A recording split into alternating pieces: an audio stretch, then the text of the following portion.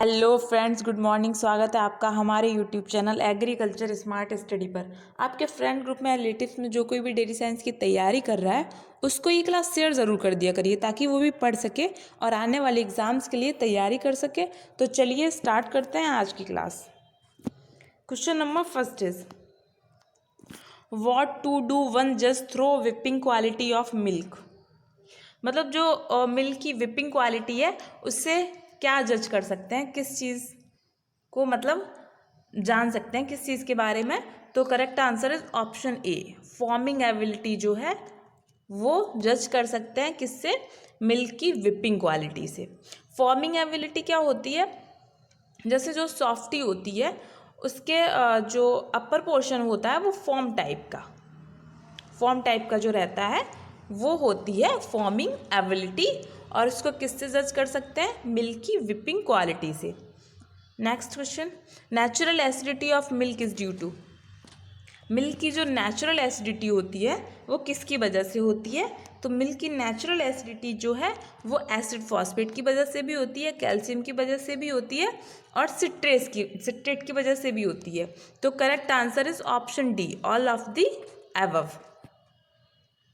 मतलब मिल्क की जो नेचुरल एसिडिटी है वो किसकी वजह से होती है, calcium, citrate and acid phosphate की वजह से। और केसीन भी होता है इसमें, केसीन की वजह से भी होती है नेचुरल एसिडिटी। होता क्या है कि मिल्क में नेचुरल एसिडिटी जो है, अगर जो फ्रेशली ड्रॉन मिल्क होता है मतलब तुरंत निकाला हुआ दूध होता है, उसका नेचर तो एम्फोटेरिक होता है ना, मतलब ना तो वो बेसिक होता है ना ही एसिडिक होता है, पर उसमें कुछ एसिडिटी जो है वो रहती है।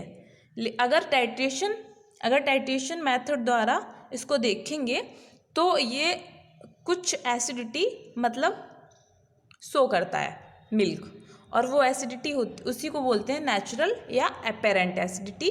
और वो किसकी वजह से होती है, casein, acid phosphate, calcium and citrate की वजह से। और मिल्क की नेचुरल एसिडिटी होती कितनी है, मतलब कई बार एग्जाम में पूछ लिया जाता है कि काउ मिल्क की नेचुरल एसिडिटी कितनी है, होती है तो 0.13 टू 0.14, मतलब 0.14 से 0.15। और बफेलो मिल्क की कितनी होती है, 0.14 टू 0.15,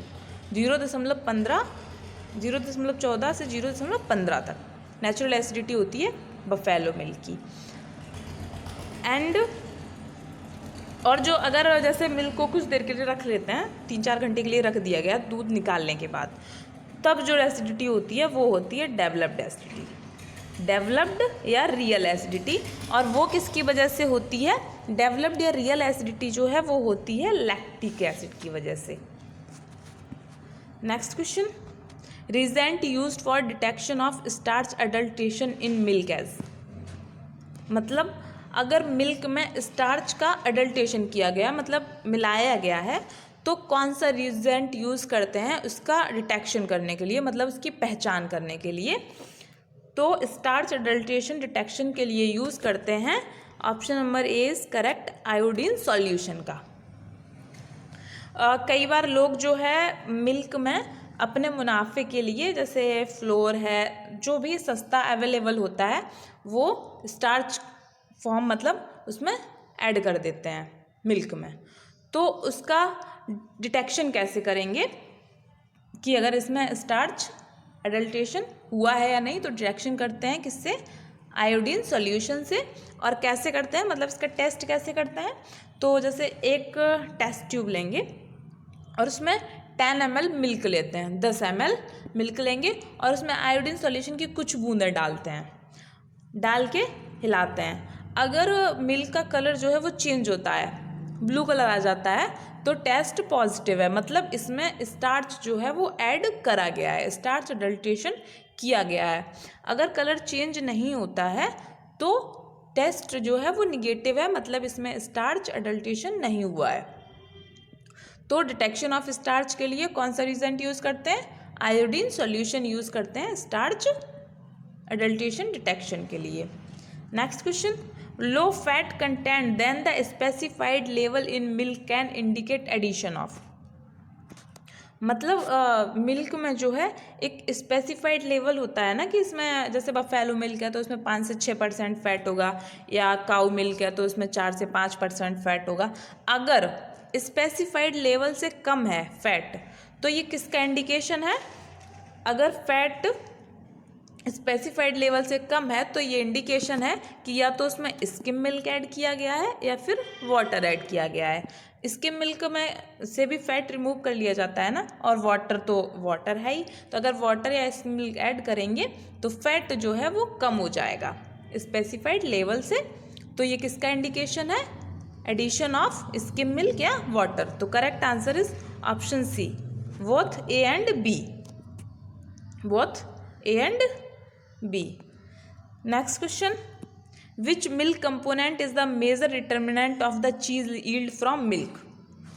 मतलब कौन सा कंपोनेंट है जो मेजरली चीज यील्ड को जो है वो डिटर्मिनेंट करता है, इफेक्ट करता है? तो वो है, correct answer is option A, protein. Protein होता क्या है कि अगर जैसे चीज़, हम लोग चीज़ बना रहे हैं, अगर उसमें प्रोटीन 1 kg प्रोटीन ऐड कर देंगे तो उसका यील्ड जो है वो इंक्रीज़ हो जाएगी। और कितनी इंक्रीज़ हो जाती है? Approx 2.5 kg to 2.75 kg। वो क्यों? क्योंकि प्रोटीन जो रहती है वो मॉइस्चर होता है उसमें। ऐसे जैसे 1 kg प्रोटीन है तो वो ऑलरेडी 1 kg या 1.7, 1.5 या 1.75 kg तक उसमें मॉइस्चर होता है। तो चीज़ की यील्ड जो है वो इंक्रीज़ हो जाती है जितना उसमें मॉइस्चर जाता है। तो वही 1 kg तो केसी ही नहीं है, और 1.5 kg या 1.75 kg मॉइस्चर हो गया, तो यील्ड कितनी इंक्रीज़ हो जाएगी? 2.5 टू 2.75 kg यील्ड जो है वो इंक्रीज़ हो जाती है प्रोटीन ऐड कर देने से। जबकि अगर फैट ऐड करेंगे तो फैट तो सिर्फ फैट होता है ना, तो अगर 1 kg फैट ऐड करते हैं तो यील्ड जो है वो सिर्फ 1 kg ही इंक्रीज होगी। Next question, the cream having the highest clumping ability is generally obtained from? मतलब क्रीम में क्लम्पिंग एबिलिटी जो है वो हाईएस्ट होती है, वो जनरली किससे प्राप्त होती है? तो वो होती है, correct answer is option A, gravity separated cream से। क्लम्पिंग एबिलिटी क्या होती है? क्लम्पिंग एबिलिटी मतलब होती है जैसे मिल्क फैट का जो पार्टिकल है उसकी क्लॉट करने की एबिलिटी क्या है, कितनी है। तो वो जो generally highest clumping ability obtained होती है वो होती है ग्रेविटी सेपरेटेड क्रीम से। ग्रेविटी सेपरेशन में होता क्या है कि फैट जो है वो धीरे धीरे सेपरेट होता है। जैसे मिल्क को रख दिया, ठीक है, 5-6 घंटे के लिए, तो फैट तो लेटेस्ट कॉन्स्टिट्यूएंट है ना, तो वो अपने आप ऊपरी सतह पे आ जाता है, ठीक है, ये ग्रेविटी सेपरेशन होता है। तो जो clumping ability, highest clumping ability cream की जो है वो किससे ऑब्टेन्ड होती है? ग्रेविटी सेपरेटेड क्रीम से। Next question, how the specific gravity of milk can be lowered?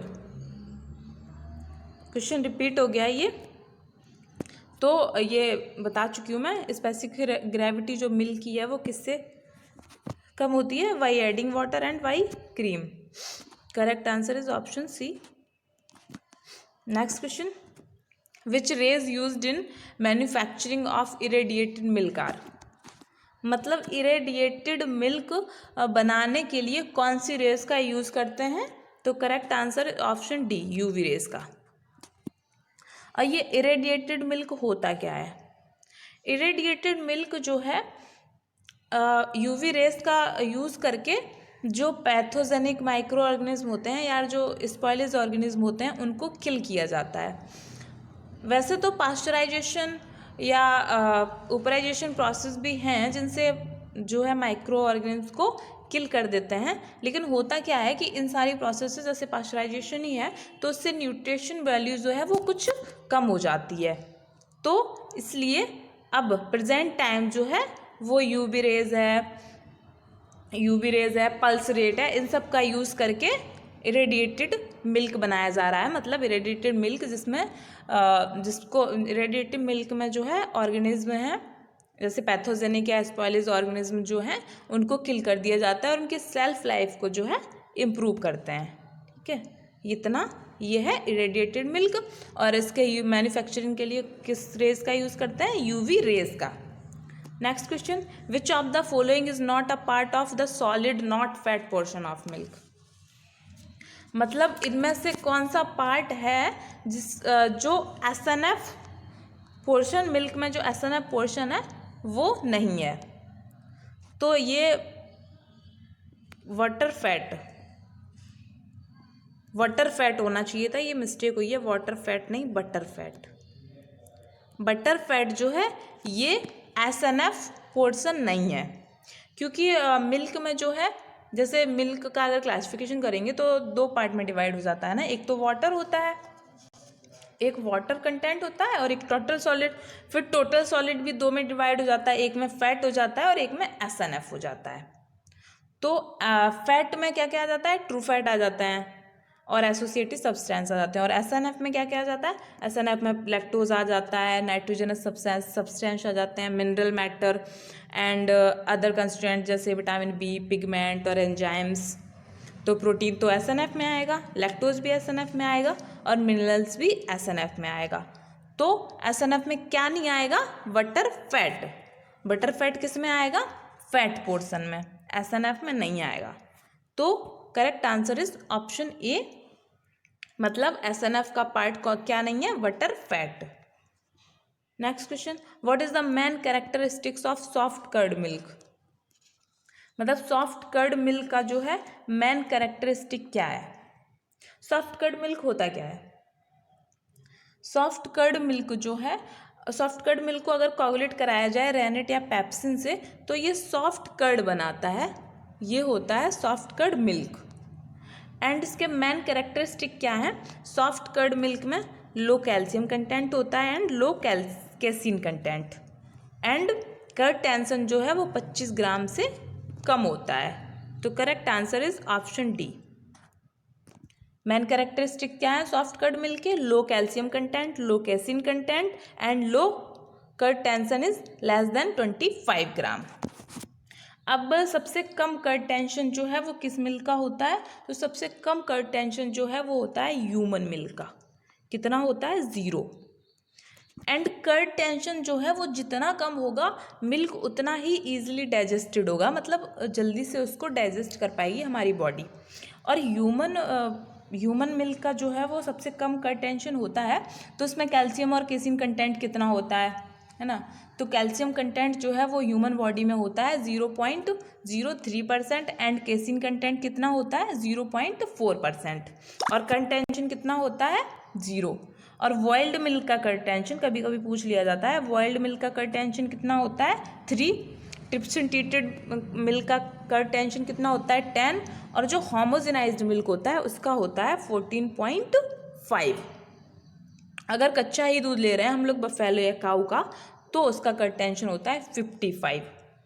बहुत ज़्यादा हो गया ना, तो ये ईजिली डाइजेस्टेड नहीं होगा जो रॉ मिल्क होगा वो। और सबसे अच्छा मिल्क कौन सा होता है, ह्यूमन मिल्क, क्योंकि उसमें कैसीन एंड कैल्शियम कंटेंट जो है वो बहुत कम होता है और कर्ड टेंशन तो 0 होता ही है सबसे कम, तो वो सबसे अच्छा मिल्क होता है। आज की क्लास यहीं तक, मिलते हैं नेक्स्ट क्लास में। अगर आपको ये वीडियो पसंद आता है तो हमारे चैनल को लाइक करें और शेयर भी। अगर अभी तक सब्सक्राइब नहीं किया है तो सब्सक्राइब कर लीजिए और बेल आइकन को प्रेस कर दीजिए ताकि आने वाली वीडियोज़ की नोटिफिकेशन आपको मिल सके। Okay, bye bye, take care.